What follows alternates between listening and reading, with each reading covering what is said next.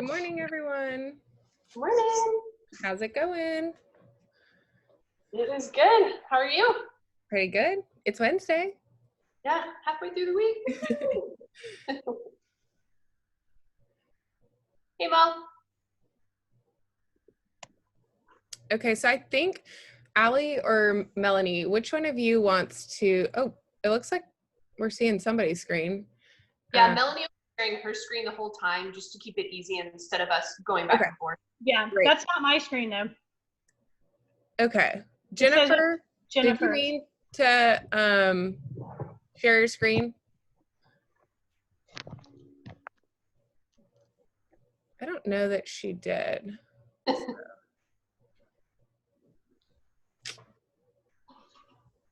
Hey, Jennifer.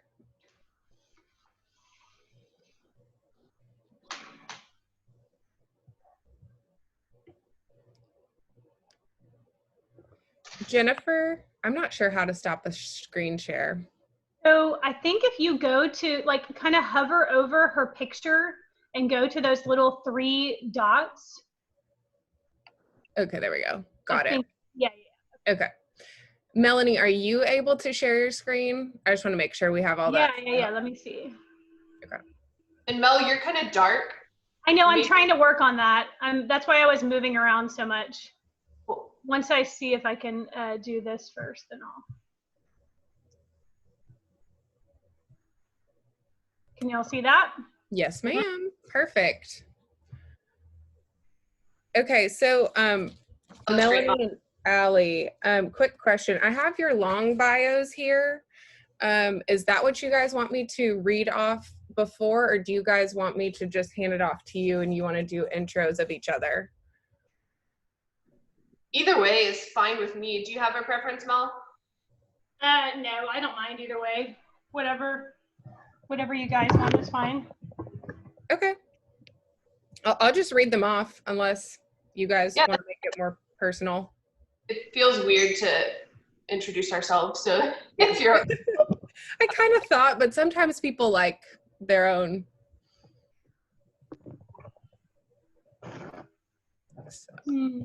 Working on my lighting, hold on. It looks like you're in a cave. It's so funny. No, it's so weird. It's like really bright in here, but I don't know why it looks like that. Are you in your office or that front room? No, I'm in my room because of where the modem is. I was trying to get as close to it as possible. I like it. Good move. Mm-hmm. Maybe you could just like lay on your bed while you present, you know? You're always full of good ideas, Allie. Yeah, I'm loving it. Full of useless good ideas. That's like my elite skill. Okay, so I'm gonna take my video off for a second, but I promise I'm not going anywhere. That's fine. No worries. So I can kind of mess with this stuff. We got time. Yes.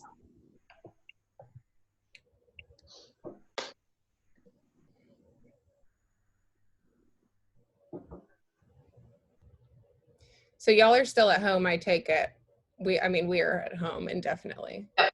We're at home, and our model is to all work from home. So it's been probably easier for us than a lot of people to kind of adjust. Although typically my entire family is not at home with me. So that's kind of the caveat. So I've gotten kicked out. We have a studio in our backyard that's usually my office. Oh my goodness. Working out there. So I've been kicked into, I'm sitting at the bar in my kitchen right now. Hey, we're all making do. We're all making do. That is so true. Yeah, it's been spicy for sure, but I'm thankful, to have the ability to work from home. Like there are a lot of people who, still have to go in. Yeah, I'm with you on that. So as long as we're safe. Yep, exactly. Mel, can you hear me or no? Yeah.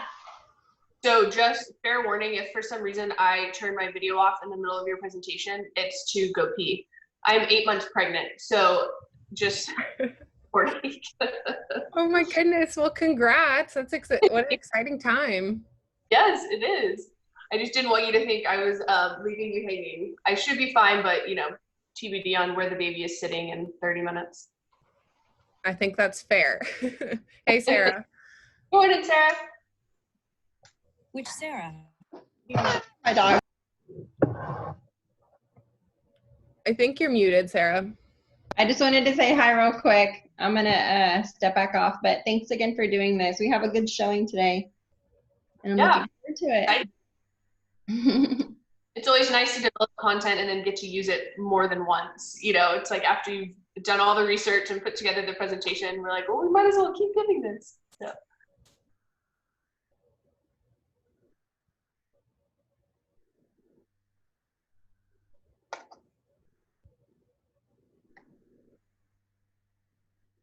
Allie, can you hear me?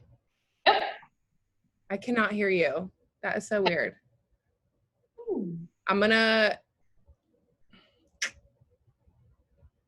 It's weird. Can you still not hear me? Test, test. Mel,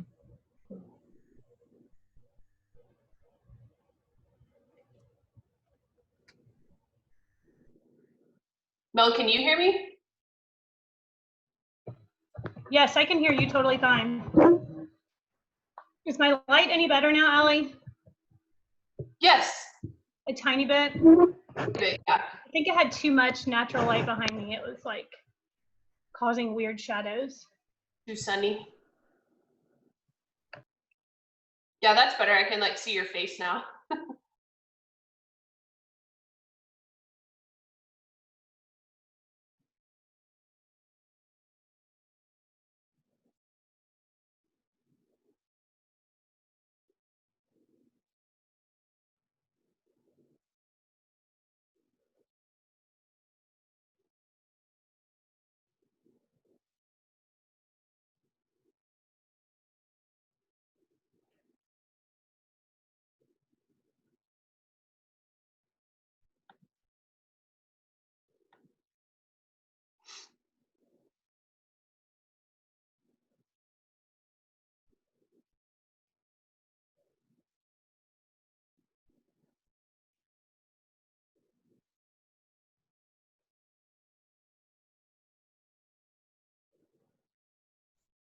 Mel, I have my Slack pulled up, so if there's ever any like issue, like I can't hear you, can't click through, whatever, just Slack me and I'll see it.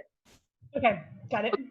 Easier than us trying to type in the chat while we're presenting. Right, yeah, I've got it open on my phone. I can't, since I'm doing full screen sharing, I can't like toggle back and forth, but I can Yeah, I figured. see my phone.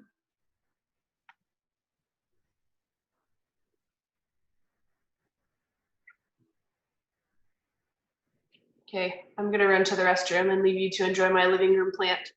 Be right back. Sounds good.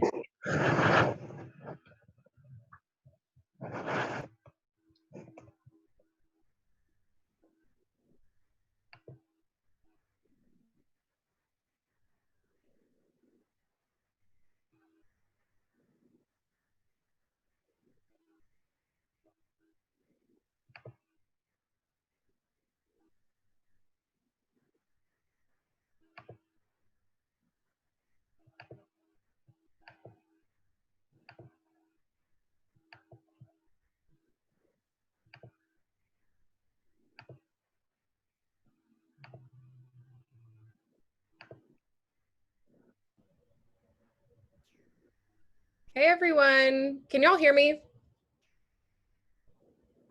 Yes, I can. Yes, I can hear you. I cannot hear y'all at all. It's super strange. Okay,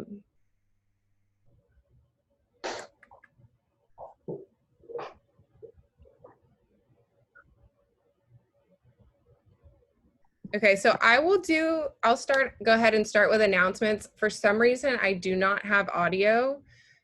So I'm glad that y'all can hear me, but I'll figure that out as we go along. So just first off, welcome everybody. Thank you so much for joining our education event today. I'm Kayla Kuhn with Philo Wilkie Partnership. I'm a marketing coordinator and I've been there about 4 years. So been a part of SMPS since then as well. So really enjoyed my time with SMPS and look forward to continuing it. Before we get started, first off, thank you so much to all of our chapter sponsors. Without the sponsors, SMPS Houston could not provide our members with all the value that we do. Secondly, there are a few announcements of upcoming events, and those are The first one is on August 26th. That's Finance 101 with Chris Rickman. He is the owner and CEO of Apex Business Strategies, and that'll be in a webinar format. The second one is September 2nd. Again, webinar format, and that'll be getting in front of clients in a post-COVID world with Julie Falcone. She is the owner of JSF Marketing. And the third event is, again, a webinar. Surprise, surprise. And that'll be September 16th, Crisis Communication and AEC with Leslie Holloway. She's the CEO of Holloway Environmental and Communication Services. And last but not least, I'll go ahead and introduce our speakers for today. So first off, we have Melanie Meeks, and she is a CPSM with 16 years of experience in the AEC industry. She specializes in the development of marketing strategy, client development, project pursuits, and public relations. She graduated from Texas A&M University and is a certified professional services marketer. She recently served as the president of SMPS Houston and was previously the director of client development at Kirksey Architecture in Houston. And she launched Meeks Marketing in 2013. Melanie enjoys working side by side with clients, helping them win work and achieve their marketing goals. A wife and mom of 3, she can often be found running carpool to baseball and play practices, chasing her toddler around, or relaxing with a good book. Additionally, we will move on to Allie, who is actually 9 months pregnant, which I just found out. And she is the communications director at Meeks Marketing, has 11 years of experience in writing both firm published and third-party published articles and marketing pieces. Prior to joining Meeks Marketing, Allie was the communications manager at Kirksey Architecture, where she developed both electronic and print media and more than tripled the firm's press mentions during her tenure there. Allie has written over 75 published articles for BizNow Commercial Real Estate News in markets nationally, and has served as the technical editor for a Fortune 300 company. A proud University of Texas graduate, Allie resides in Austin with her video game designer husband, very cool, Ben, and inquisitive 3-year-old daughter, Lola. In her free time, Allie can be found enjoying the outdoors and convincing Lola that the sky is blue. So without further ado, I will let Melanie and Allie take it over. Welcome, guys. Thank you, Kayla. Appreciate the intro. Thank you so much. I'm going to give Melanie a minute to pull up our presentation and bear with us. As Kayla mentioned, I'm in Austin and Melanie's in Houston, so we're excited to have both of our chapters kind of coming together for this presentation today. But this is Melanie and I's first time to present together virtually. We have presented together a ton in the past and done a lot together, so it's fun to do something new. So thanks for joining us today. Yeah, thanks everybody for being here. I wanted to pull up our sponsor slide real quick. Can you guys see that? No. No. No.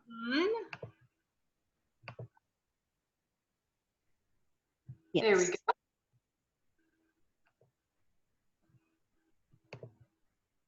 All right, there we go. Sorry, I thought I had that up all along, but I had our title screen. So here is the sponsors for SMPS, and they wanted us to show those so we can thank all of our sponsors. There's a lot on there, so I'm not going to go through all of those, but yeah, we can go ahead and get started. Let me get back, and I'll put this back up at the end so we can thank our sponsors again. All right, there we go. Can y'all see that now? We are still on the sponsor slide. You are. Yes.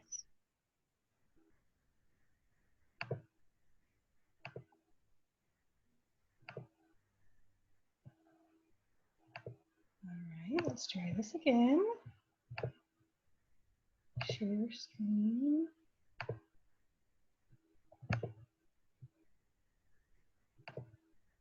There we go.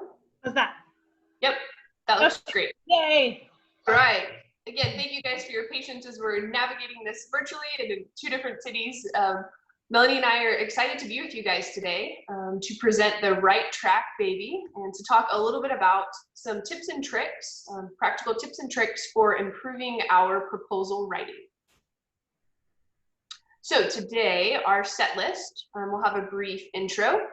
talk about some basic writing tips, and then talk about ways to improve a statement of interest, firm overview, project descriptions, bios, and then we'll have an encore, which will be a brief time for questions. And I did want to mention, don't feel like you have to jot down every single word as we're clicking through these slides. This presentation is pretty dense, and we're happy to share it with anyone who's attending today. We can send it out after we are done presenting, just to save your hand from trying to jot everything down.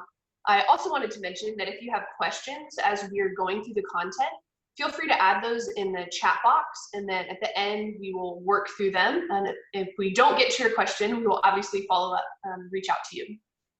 Now, we should have a couple minutes or a few minutes at the end to go through those. But again, I just wanted to thank everybody for joining us today. This is really fun for us to have both the Houston and Austin chapter. I'm in Houston, Allie's in Austin. You know, it's like one of the rare benefits to this whole crazy world we're living in right now. So we get to present together from different cities, so that's kind of fun. But it's nice to see chapters joining together for things like this.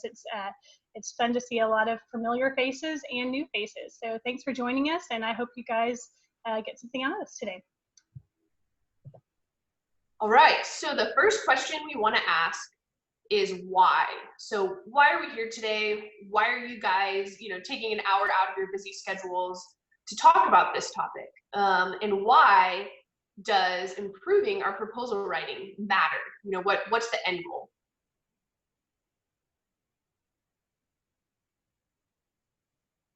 So the end goal is differentiation. So just like these guys all competing for a guitar solo, as a musician myself, this photo kind of gives me heartburn because I can just imagine all the different sounds. But just like these guys competing for a guitar solo, all of our firms are competing to differentiate ourselves, to get recognized, to get noticed by clients and potential clients. So what is differentiation? By definition, to express the specific distinguishing quality of, to mark or show a difference in.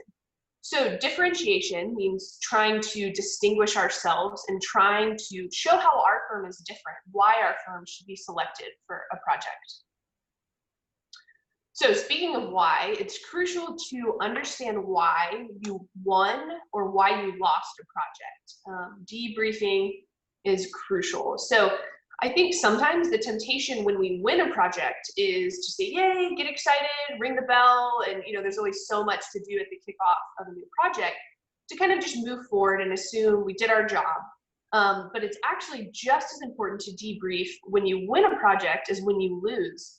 Try to understand, what did we do well that differentiated our firm from all the other firms we were competing against. And subsequently, when you lose a project, obviously you want to understand how you can better differentiate yourself. So speaking of differentiation, it comes down to small details, and clients are looking for reasons to disqualify, not qualify firms. So I'll say that one more time. Differentiation comes down to small details, and clients are looking for reasons to disqualify, not qualify firms. And that sounds kind of depressing, but it's just the truth, especially right now, with all the COVID craziness, and there being less work to pursue, especially on the private side. Melanie and I are seeing our clients pursue work in sectors that they would not normally touch. So ultimately what that means is less work to be had, more people pursuing this work, so there's a greater need to differentiate ourselves. So while we're not talking about website writing today, Melanie and I just thought it would be interesting to pull, these are kind of some firm overviews from some big AEC firms who will remain nameless. So let's see, they say, provide our clients with the best construction experience, offer the highest level of service, committed to exceeding our clients' expectations. So, typically the content that we put on our website has been refined and refined and refined over time. This is kind of our best content, our best attempt at differentiating ourselves. Well, all of these firms are kind of saying the same thing in a slightly different way. So the challenge is, how do we differentiate our writing so that when we're talking about our firms, it is truly setting our firm apart instead of just kind of rinse and repeat the same AEC lingo, that we can all be prone to use, myself included. Okay, so how to differentiate. Spoiler alert, this presentation is about writing. So we are going to differentiate through effective writing. So we are going to unpack that, talk a little bit more about how do we write effectively. Before I keep going, I wanted to see kind of what roles you guys are all in. That'll be helpful for us. So marketing coordinators, you guys raise your hands if you have your video on. Okay.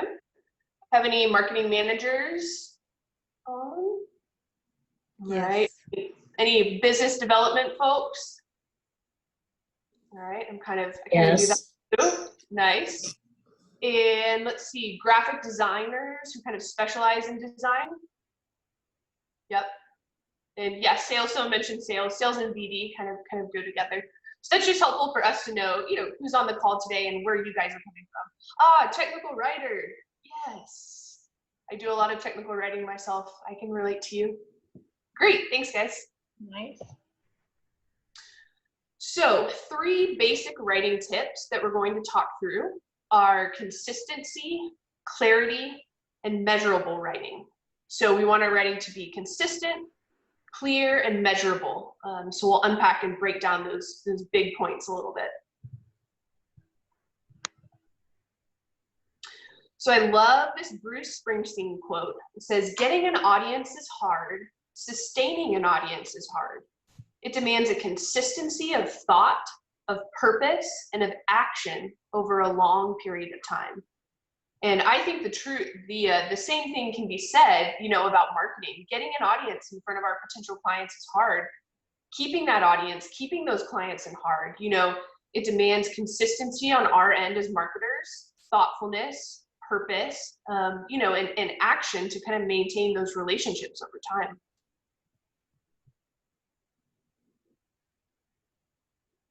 So a couple things that we want to talk about in regards to consistency is both grammar and branding consistency. So grammar consistency, we want to talk about just a little bit about writing style guides. So does anyone at their firm, have you guys selected a writing style guide that you kind of abide by? Anybody? Yes. Nice, Catherine. I see that chat. I'm impressed. So there are kind of 3 main ones that we're just going to touch on briefly. Chicago Writing Style Guide, MLA, and AP Style Guide. So the Chicago Style Guide is typically used for publishing and academics. MLA is used more for research and academics, and then AP is used by journalists, and it's updated annually. And typically, unless a client has a preference, we prefer to use AP. I appreciate that it is updated annually, and typically whatever I write, whatever we write, it makes marketing. We want it to be at, a publishable quality. So if I send it out, in a pitch or a press release, things like that, we want it to be in the language that, journalists can easily publish. But at the end of the day, it truly does not matter which style guide you select. The goal is to pick one to help maintain that consistency. And if that feels overwhelming, don't be overwhelmed. Just kind of do some Googling, do some research, see which one might be the best fit for your firm. And I have the AP style guide, the giant book on my desk annually. But you can also look up a lot online. If you're like, how do I use commas or things like that? There's a ton of great resources. Okay, so brand standards guide. So how many of you guys have a brand standards guide at your firm? You can type in the chat or raise your hand, whatever's easier. Nice. Okay, great. So it seems like more of you guys have the brand standards guide than the writing style guide. Elaine, I like Elaine, sort of. Yeah, I like the sort of answer. A lot of people would probably say that if they were being honest, right? Perfect. Okay, that's great. Thank you guys. So let's talk a little bit about what a brand standards guide encompasses. So branding is more than graphics. So I think a lot of times when we think of a brand standards guide, we think graphics, we think colors and logos and things like that. And while that is part of brand standards, it's truly only part. And the second part encompasses kind of some brand standards for writing styling. So we'll talk about that. So a good brand standards guide should include things like what types of fonts do you use, grammar, tone, logo usage, colors, visuals, word usage, point of view. And these are just kind of some main scattershot things that should be included. This is not a comprehensive list by any means, but I just want to challenge you guys to find ways to incorporate writing into your brand standards guide. You know, maybe you pick a writing style guide and kind of pull out some main points that could be helpful for people when they're writing internally, and incorporate that into the brand standards guide that everyone at the firm references. So maintaining brand standards are so hard. I know you guys know this. You know, oftentimes, you know, project managers, principals, they're firing off kind of rogue marketing materials that us as marketers, we don't always get to see those and touch those and help clean those up. But as best as you can, I would challenge you to edit whatever you are working on, and have colleagues edit as well. And we like to say to, you know, kind of have a culture of editing within your firm, and just make yourself available, whether you're a, you know, single person marketing team or you have a whole team of people, just, you know, just letting your firm know that you're always available, and that it's a priority for you to make sure that everything that leaves the firm is correct, and it's not, you know, like you're putting down the hammer and making them send it to you. It's more of an availability. It's like, hey, I'm here to help. Allie and I have edited so many things over the years, and, you know, as our communication gets kind of more formal in some ways in our in the corporate world, now that we, you know, are texting clients, and email has become such a form of communication, whereas used to it was, you know, formalized documents. You know, we edit emails, text messages, you name it. Anything that goes out, you know, is considered a formal document and formal communication from your firm, and should be taken seriously. So so just making yourself available to always edit anything that anybody wants you to is great. Yep, and regarding that, you know, the importance of a fresh set of eyes, you know, can't be overstated. So again, Melanie mentioned she's been working on proposals 15 years. I've been working on them around 12, and we will still send proposals to each other and say, hey, can you review this? Can you go through this? Because sometimes we as marketers, we're in the weeds so much, you know, that it's difficult to kind of maintain that overall brand consistency. I would also challenge you to find someone in your office, preferably a technical person, who might be a pretty proficient writer. You'd be surprised. When Melanie and I worked at Kirksey, there was someone in the sustainability department who I randomly discovered was a fantastic writer. And so I started going to him when I was working on these large print pieces, and I would say, colleague, can you review this? I know this is not billable time for you, but I also know you have this strong writing skill set that would be really helpful to have your eyes, you know, as an architect, but also a writer on this document. So if you can kind of find, you know, a technical person internally that can help review proposals, that is huge. Well, and we all know that once you're working on a document for an extended amount of time, at some point you just really can't see the errors anymore, because you're just kind of ready for it to be done. So that fresh set of eyes is crucial. Yep. Okay, so we talked a little bit about consistency. Now we're going to hop into talking about clarity. So there are 3 main points we want to talk about. Use active voice, avoid vague pronoun references, and breaks are your friend. And disclaimer, both Melanie and I are English majors, so we will try not to get too in the weeds with our kind of technical writing tips. But hopefully, you know, we have some examples and we'll unpack it. You guys are smart, so you'll be good. Okay, so active voice describes a sentence where the subject performs the action stated by the verb. So active voice, subject performs the action stated by the verb. And active voice is more direct, so meaning can be skewed with passive voice. And again, clarity is so important when, you know, our clients and potential clients are reading through 20 proposals that are 50 pages each. You know, anything we can do to make our writing and our communication style more clear, it's essential, that we do that to try and differentiate ourselves.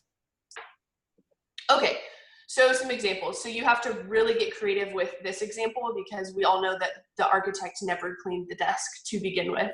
So passive sentence, the desk was cleaned by the architect. Active sentence, the architect cleaned the desk.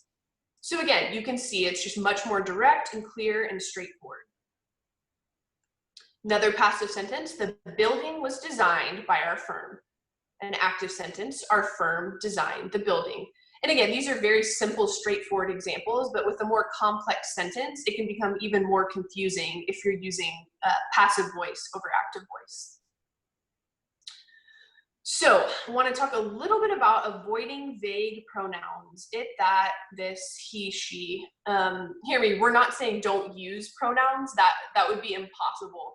But I think a lot of times in our writing, we assume that the reader knows what we're talking about, whether that's a project or a person at our firm or a location or an award, things like that. Because we work with our marketing materials so much, it's very easy to assume that the reader kind of has that same level of understanding. So before you use pronouns in your writing, just make sure you've identified, the proper name of the project or, the official name of your firm, of the principal that's heading up the project, those kind of things. And, and then it's fine to incorporate pronouns, of course. Just always be intentional about making sure that the reader knows exactly what you're writing about. Lastly, breaks are your friend. Give the reader visual cues so they can take small breaks. And this point is even more important right now in these, these uncertain COVID times where we're seeing a lot more virtual and electronic submissions being required. The eye fatigue, when someone is reading 20 proposals on a screen versus flipping through them in person, there's a huge difference. And that eye fatigue is real. I think we all feel that, just being on so many Zoom calls and having to do everything virtually. And that's true, for those that are reviewing our proposals as well. And so we want to try and give those reviewers visual cues so they can take small breaks.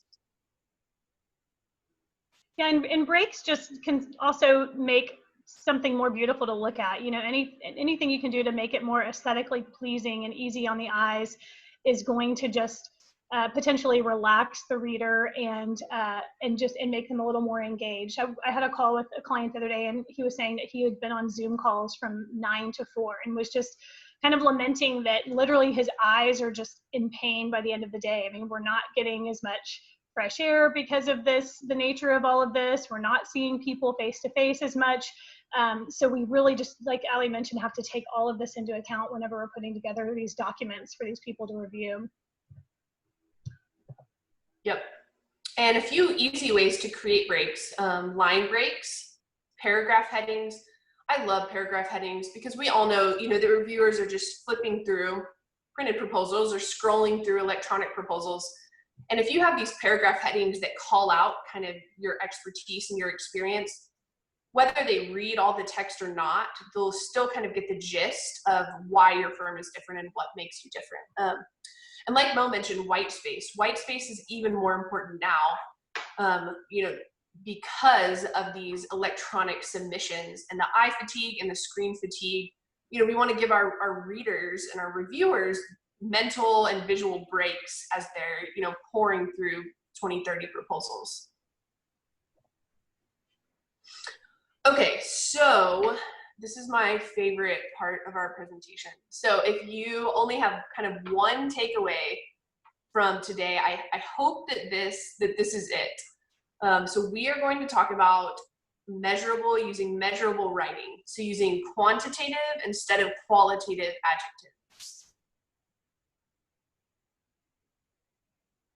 So let's look at some examples. So a qualitative adjective, a sentence with a qualitative adjective. Boo.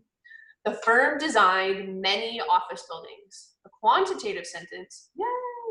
The firm designed over 50 office buildings. So I think it's easy to see that over 50 is much more quantifiable than many. When you say over 50, you are proving your expertise inarguably, no one can question that because it's facts. It's not a matter of opinion. So another example, the qualitative sentence, the firm worked on lots of different pipeline projects.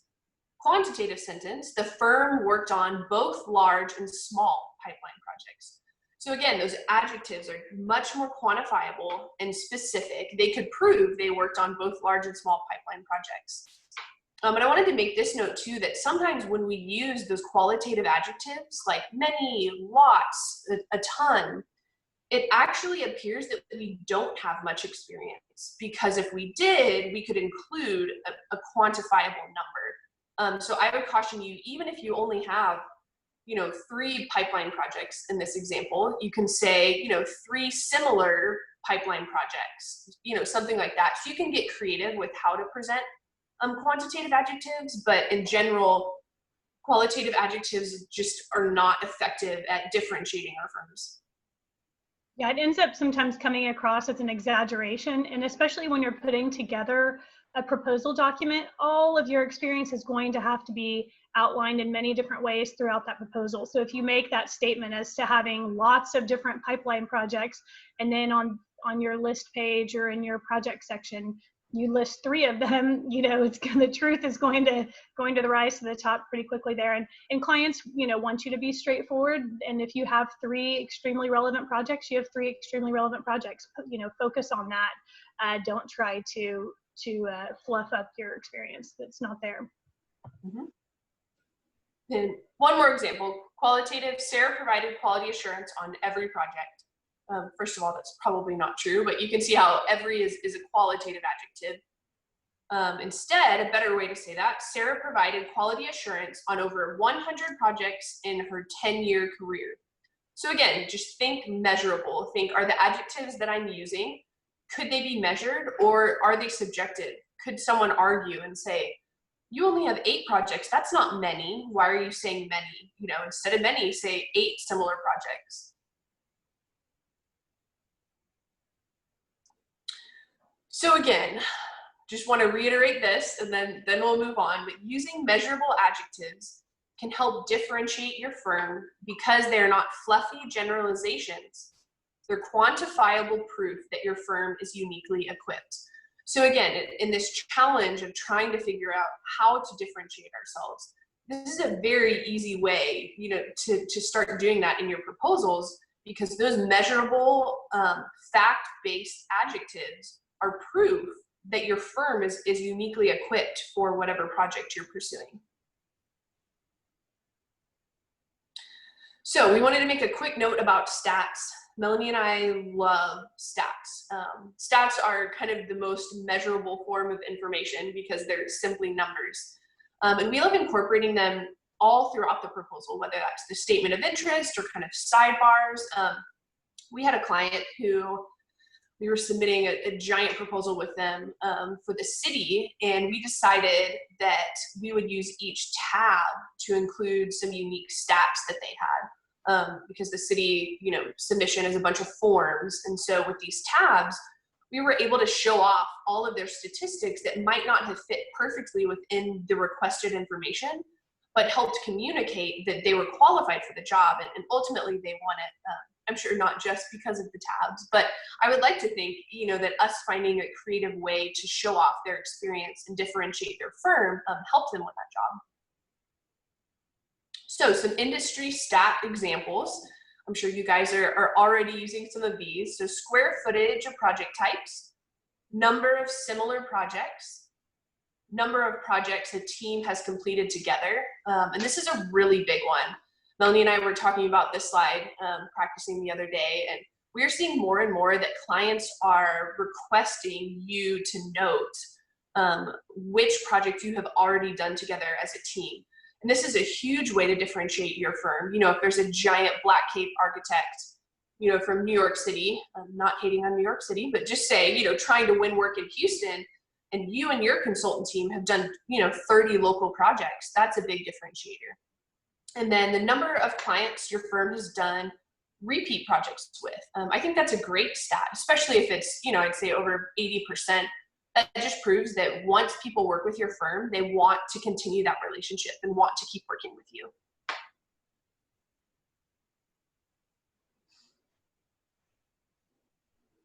All right, I'm going to take it over here. It's 10:30 on the dot, so that's perfect. We're right at about halfway through, and we'll leave a few minutes at the end. Hopefully everyone's doing okay and engaged and learning something. I wish I could see all your faces and be in person like we were at SRC. It was so fun getting to interact, but this is great too. We're making the most of it, right? So what I'm going to focus on now is the statement of interest. And, Allie and I really like to, in our process, when we're putting together proposals for our clients, we really prioritize this in our process because we believe if there's one section of a proposal to focus on and to really set aside a good chunk of time, it's this one. And, a lot of times this ends up being the last thing that we finalize because it's like the bow on the package. It's going to be summarizing everything that you're putting into that document, and it's going to hit the high points of your differentiators, and it's going to be a great thing for your client to read through and just get the overall gist of what you're trying to present to them. So I believe that in most situations, clients are going to have approximately 30 seconds to 1 minute to review this.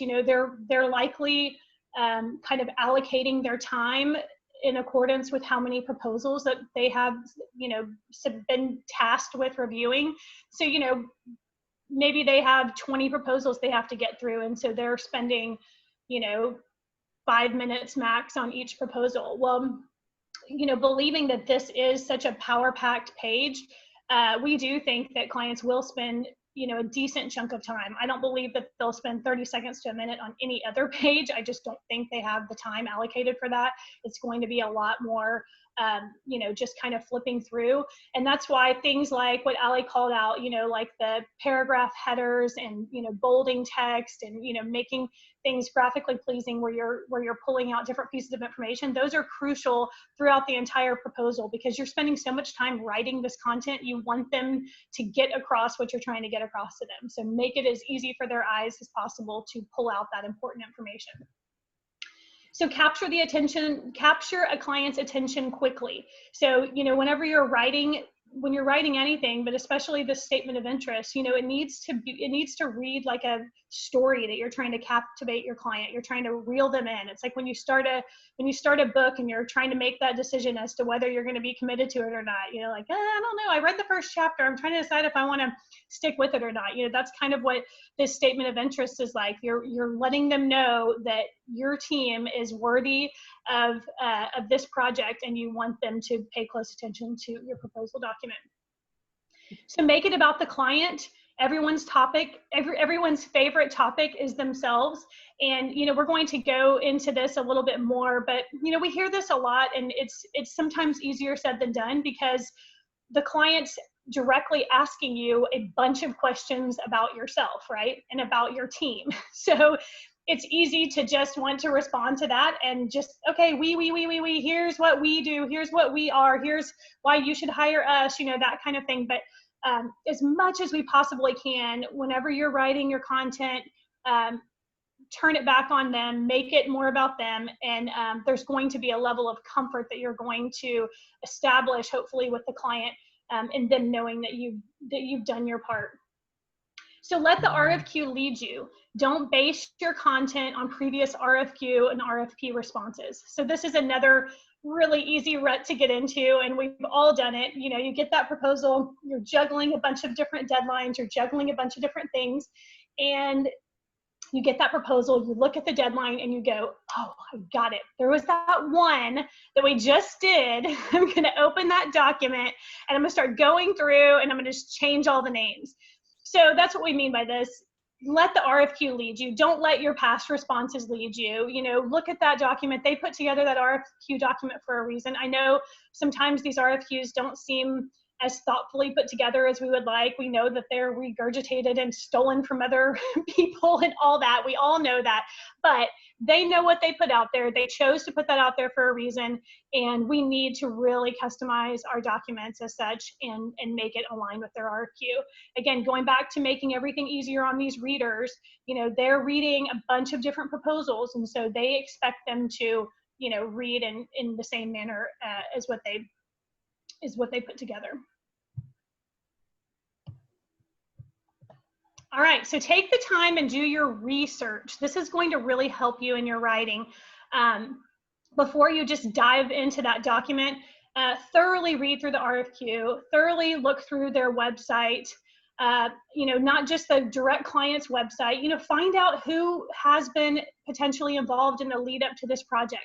Maybe there's a program manager, maybe there's a developer, maybe there's a cost consultant or a contractor that was on board early in the process to help them develop scope, to help them do some programming documents. You know, just dig up whatever you can, use your network. We all know that SMPS is a fabulous network, and you know, I've surprised myself many times over the years of just like, okay, well, I don't know where to find this, I'm just going to reach out, and people are so willing to be forthcoming with information. So do your research. Articles, you know, if it's a high profile project, of course, something will have been published somewhere. And then don't discount social media. There's you know, there's some pretty amazing nuggets of information Allie and I have found over the years in social media that, you know, even if it's kind of like rogue stuff, if you do some specific searching, sometimes you find out some really interesting things. And then through all your research, identify key concepts. We worked with a client once that would create a document of key concepts as they were going through and doing all of their research leading up to putting together their RFQ and RFP responses. They would develop a document of key concepts, and those key concepts meant key concepts that their client used. And so whether it's terminology used in the RFQ, their process, you know, sometimes there's mission statements or kind of you know, kind of just key terms and things like that clients will use over and over again. And, you know, if you can create a document of what you're finding in your research and then use those concepts in your RFQ response, you know, that's their language. That's what they're comfortable with. That's how they talk in their office, and that's how they talk in their meetings and their pre-qualification meetings and all of those kind of things. So it just, again, helps them understand that you understand them and that you have familiarized yourself with them. So your opening paragraph should communicate your firm's commitment to and understanding of the client. So, you know, this is where you're capturing their attention. You're reiterating what their goals are. You're telling them, we understand this is, you've been working on this project for 5 years. We understand that you've been fundraising for this project for however long. We understand that this has been put on hold time and time again, and now this is extremely exciting that this project is happening, and we're excited too, and have been following along. You know, whatever you know to be true about the project, and whatever you can say to help communicate that understanding is hopefully going to grab them right away, and you're already going to feel, you know, like a team member of theirs. So here's an example. Let me move my little screen around here. Okay, XYZ architecture firm is excited about the potential of partnering with the School of Rock to further your mission of enriching lives through performance-based music education. So with this opening sentence, you're kind of reiterating what they've already told you through the RFQ or through your research, that their mission is to enrich lives through performance-based music education. So that's assuming, you know, that's their language that they're using, and you're speaking that back to them. So decide on a point of view and be consistent. We understand that this is complicated oftentimes in our world, because usually it's not just one firm submitting their qualifications for something. I mean, certainly that happens. That's not you know, never the case, but a lot of times we're working with pretty collaborative teams, right? Even the same discipline teaming up to go after a project, and then you've got a whole slew of consultants and sub-consultants. So this point of view is a difficult thing sometimes because, you know, if your team is speaking first person, then whenever you're speaking about your consultants, you need to make sure that you're speaking about them in the third person, not the first person. Yeah, and I would, and as a general rule, in the statement of interest, refer to your firm in first person and any other firms in third person. And I think that's true throughout the proposal. Would you agree with that, Mel? Yes, definitely. Yeah. And a tip that we've given consultants over the years is if you know, consultants certainly submit as primes oftentimes too, but whenever you're submitting your qualifications to a prime firm, whether it be an architect or a contractor, or whoever is presenting as prime, go ahead and rewrite your information to be third person, because what they're going to have to do is rewrite it anyway. So if you do it for them, A, you know it's going to be correctly presented and written, and B, you're going to save that marketing team time, and they're going to notice it, and they're just going to be very appreciative of it. I've done proposals where I'll have 10 plus consultants, and I'm doing the proposal for the prime, and I'm going through and editing and pouring through and reading every single word of all of this consultant information and having to rewrite it.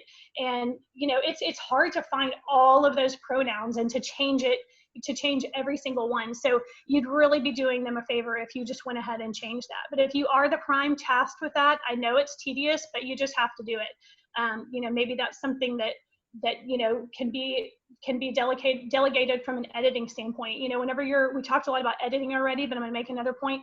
Sometimes when you have people edit, you need to ask them specific things to look for. You know, maybe you have someone that's looking at graphics and making sure everything lines up and the pictures are presented appropriately and things like that. But then maybe somebody else, you ask them, will you please go through and look at all my first person and third person tenses, because I need to make sure that that's correct. So, you know, be really specific when you ask someone to edit as to what you're asking them to look at. And then your technical people, you might be saying, will you, every single number that is in this document, will you please look at it and confirm that it is true, because we've pulled what we have, but we need to make sure it's true. Sorry, that was my little editing rant.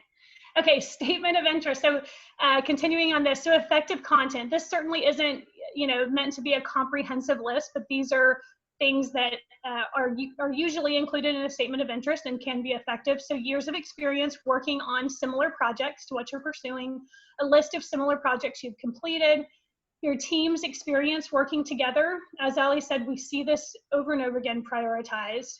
Team's experience working with a client, a shared passion, your client's mission statement or goals, and then big ideas, 21st century learning, office of the future, et cetera. So, you know, this would be any kind of trends. You know, clients love to know what their competitors are doing, or even outside of their industry. Just like, what are some trends? What are some really interesting things that you're seeing done in your projects right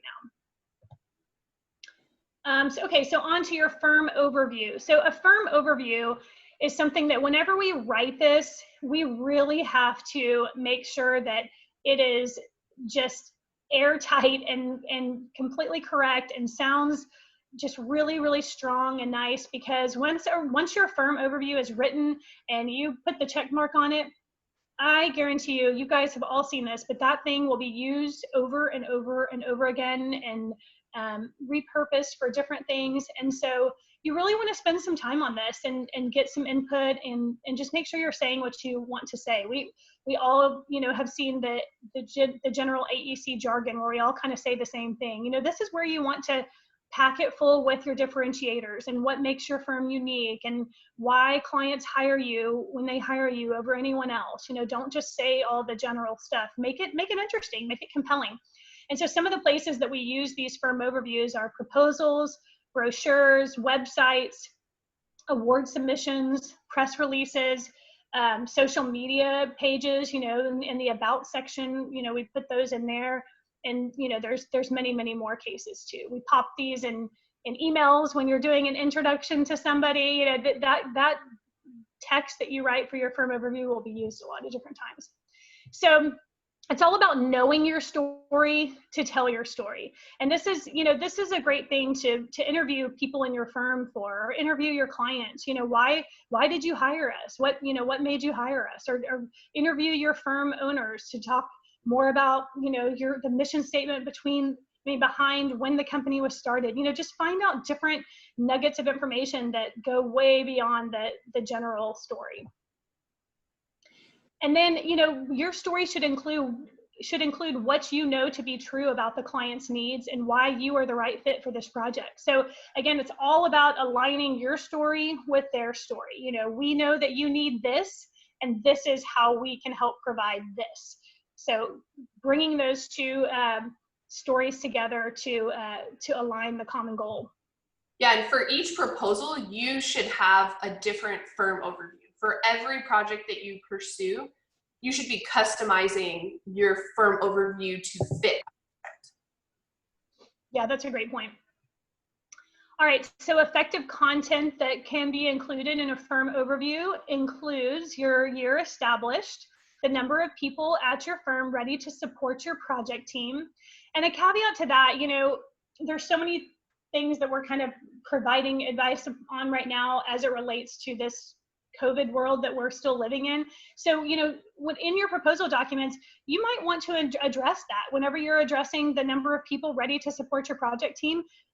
Tell them how many people are in your office. Tell them who's going to work on the project and who is in the office, who's going to be working remotely. Hopefully you can find out what their situation is before you propose on it. Are they expecting you to be in in-person meetings? And if so, who at your firm is willing to do that?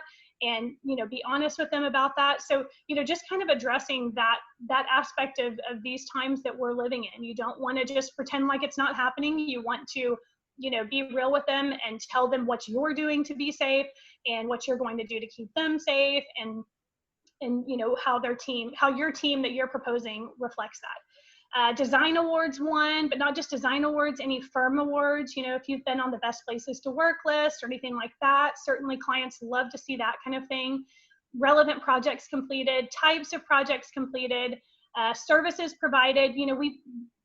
There's a lot of firms in our industry that provide numerous services. And so sometimes we see firms not being super clear in that as far as what they're providing or what their different consultants are providing for that specific project. You want to make sure you lay that out. If an engineer provides, 3 or 4 types of engineering services, make sure that you spell out what they're providing for that project. And then leadership team. All right, so project descriptions. This is our little Cotton Eye Joe reference. Where do they come from? Where do they go? Where do they come from? Cotton Eye Joe. All right, so common consistency issues. This is something that any AEC marketer has battled at some point in their career, or maybe every day of their career. There's just a lot of different ways to present information, and you have so many of these project descriptions. You need to make sure that they look the same, they feel the same, they read the same. So square footage, how you write that. Are you spelling it out? Are you using lowercase SF, uppercase SF, GSF? When you write out a number, are you using 200,000? Are you using 200K? Are you using first person versus third person? And the length and amount of information provided.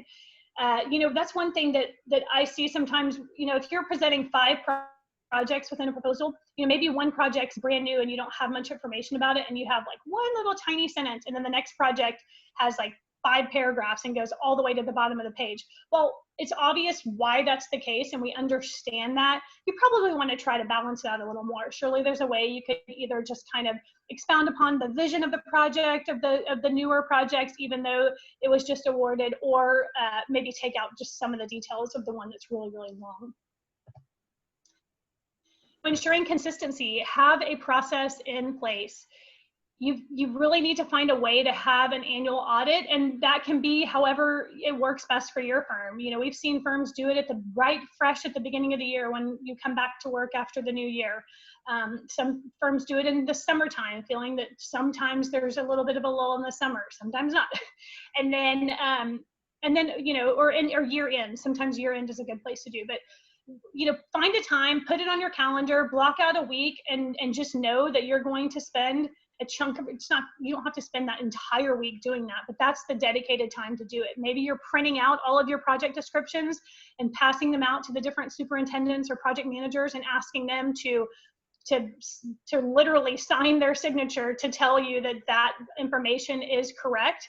Or maybe you're able to get everybody in a room or on a call or whatever, and quickly go through different things that you're needing to ensure are correct. Maybe you're going through all the construction costs and the square footage of projects for a certain team or something like that. But whatever your process looks like, just make sure you have one.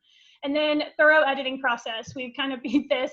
Just make sure you do it from a technical standpoint and a marketing standpoint. And when you do get that new piece of information, whenever a project manager tells you, actually, it's now 300 square feet and not 200,000 square feet, make that place in the permanent place where the permanent document lives. All right, effective flow.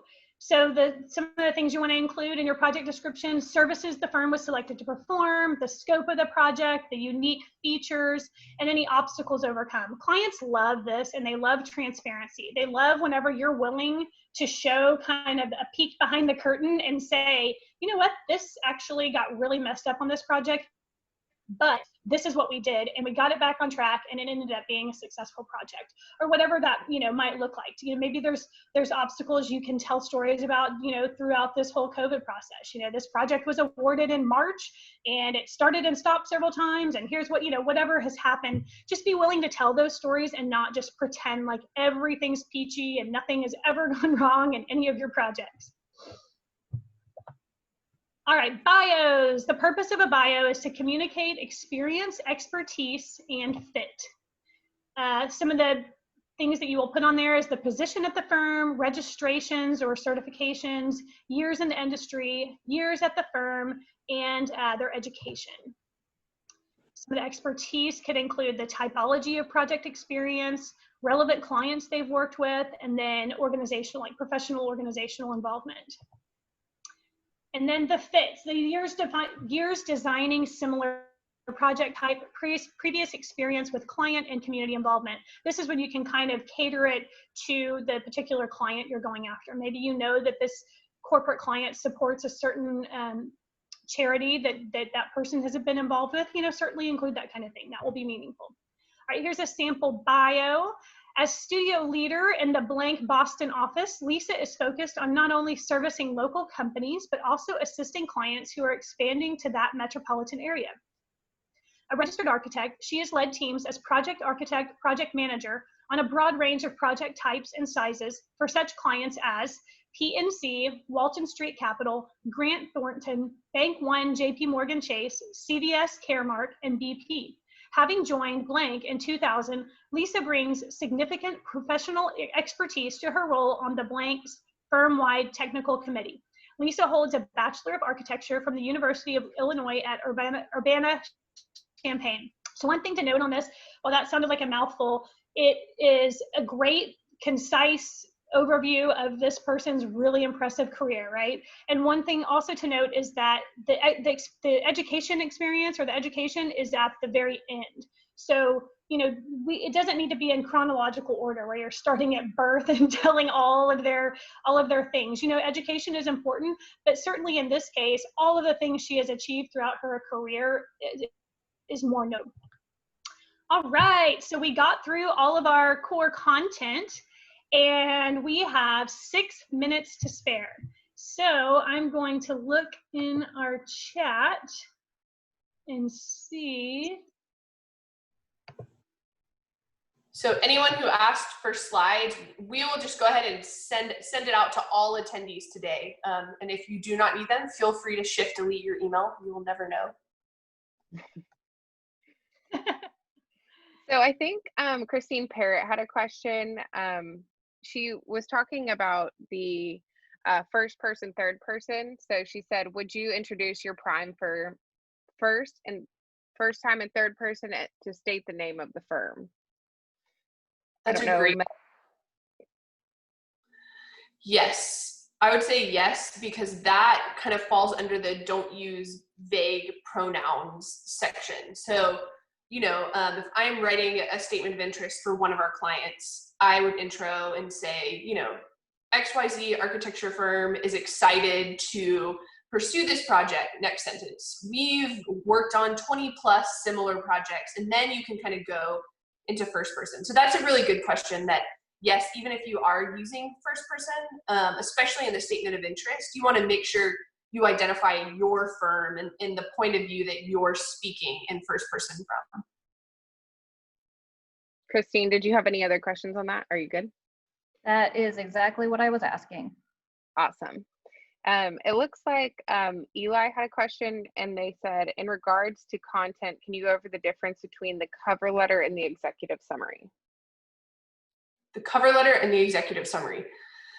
That's also a good question. Honestly, Eli, sometimes they are kind of the same thing.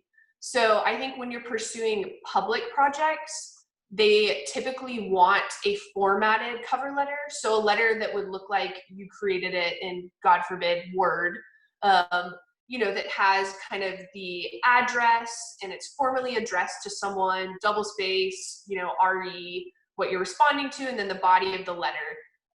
So I would say that the letter sometimes is more formal, especially when you're pursuing public projects. Whereas the executive summary, typically if Melanie and I are working on an executive summary, it is kind of a beautifully designed, 2-page spread and InDesign talking about the firm's experience. And it's a little bit more tailored and more stylized and less formal and official than the cover letter. Would you say that's true, Mel? Yeah, I agree. And a lot of times the cover letter has really specific things that they've told you have to address. Like, I received all the addendum and, I agree that we could start work on this date. And I agree that everyone will be available. And, all those kind of things they'll sometimes put. So it's very formalized. And then the executive summary is, like Allie said, it's more freedom to show some of your experience in a different way. Awesome. I So see Erica, about we and company name, Erica, and yeah, I think that's fine as long as you set it out, really clearly. If you're in your statement of interest or your cover letter or executive summary, there's all these different words that clients call kind of the same thing. But if you're establishing who we is first, if you're the prime firm and you're saying, Meeks Marketing is proud to present these qualifications. We have this much experience, as long as it's crystal clear when you're using those pronouns and you're not just kind of hopping all over the place, because that's why we were really clear to stress whenever you have a big team that you're presenting, if you're jumping around and mentioning other team members here and there, you want to be really careful not to jump back into a pronoun. Allie, do you have any better way to explain that? No, I think that's great. I think the previous question of, in the cover letter, do you need to identify your firm first before using a pronoun like we or our? I think that's just true on any page in your proposal. If you have a firm overview page, you want the name of your firm at the top of the page. And then, if you have subsequent paragraphs about your experience, then you can use we and our and speak in first person. I think when I write, a lot of times our statement of interest will say WSP this, WSP this, WSP this. I get tired of seeing WSP, so I'll switch it off with we or WSP because I think they get tired of seeing we. Mm-hmm. So. Yeah, no, I get that. And yeah, you're completely right in being able to do that for sure.